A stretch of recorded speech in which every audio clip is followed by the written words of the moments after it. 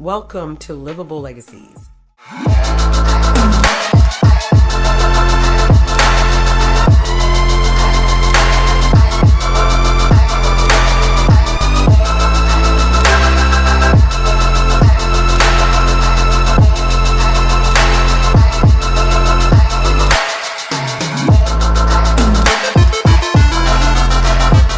The second piece is mental health.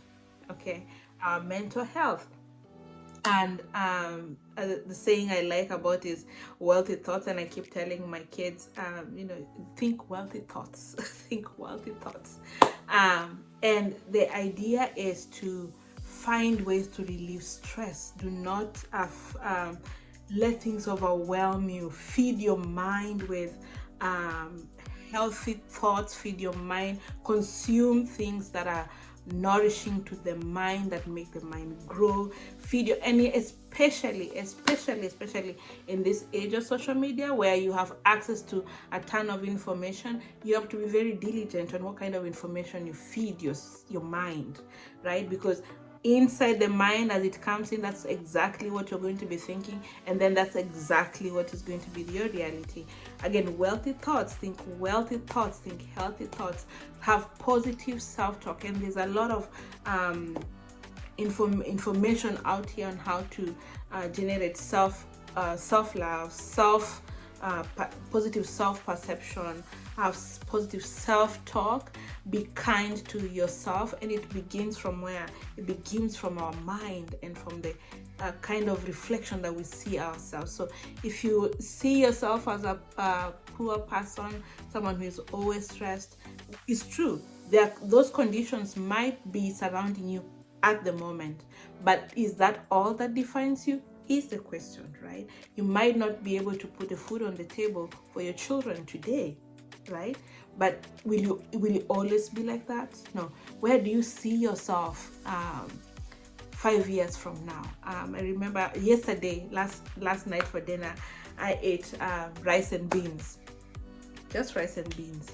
And I was telling a friend of mine, today I'm having rice and beans, and she started laughing, and she's from Tanzania, and she started laughing, and she's like, yeah, rice and beans is healthy. I'm like, yeah, rice and beans is healthy, but my relationship with rice and beans takes me back to grad school when I had to eat so much rice and beans. And I would go to the store and look at fish and look at red meat and beef and lamb and just like stare at it and just like, oh my goodness, one day I'll be able to afford this. Well, now I do. Now I do. And when I eat rice and beans, it's out of choice, and I'm thankful. I'm so eternally thankful. It's the small things, right? It's the small things. So this takes us back to mental health. The circumstance might be what it is now, but the question I have for you, do you think it will always be like that? Now, if you want to question that narrative, and if you want to challenge that narrative, those are the thoughts that you go with. Those are the thoughts that you keep thinking. You keep looking forward and alleviate the stress from your mind from today that you have right now. Today, this is what we have. Will tomorrow be like that? No. So, and some of the practices that I have used before is I have meditated. I meditate a lot, and I practice gratitude. It is, and my friends will tell you, those who are around me, I am thankful for the minutest things. The sun rose today, I am thankful, and it's beautiful today. It's cloudy, and there's no sign of sun anywhere. But you know what? It's cool. I'm in Georgia, so it's cool, and it's good, perfect for walking. Okay, so I practice gratitude and I meditate to be able to keep my mental health in check. That's one.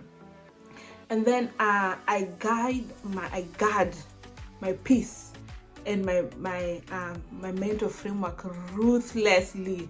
I get into an environment and I find the energy is sort of like this, 50-50.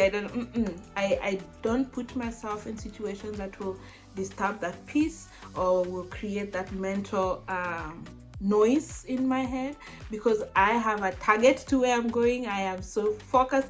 I have been in situations, particularly after I had a baby, and I didn't even know this. That's the thing. I didn't even know until a friend of mine pointed and said, Rose, you could be having postpartum depression. And I didn't even know that I didn't know. I mean, I was just like, this is so weird. What's going on? I feel like I'm outside of my body, that kind of thing. So, and a friend pointed it out to me, and then I had to go to the doctor and say, you know what, this is what I'm feeling.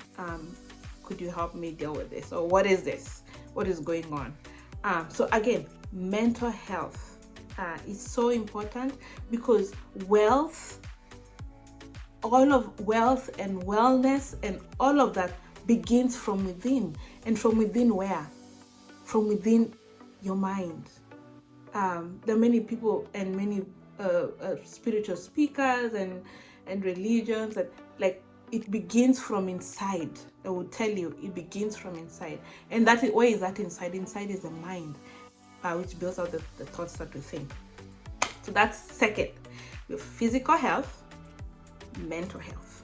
Okay, thoughts.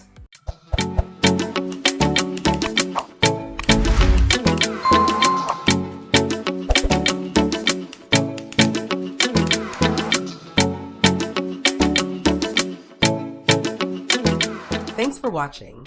Don't forget to hit the like button and subscribe so you never miss out on the latest content. I'll catch you in the next one.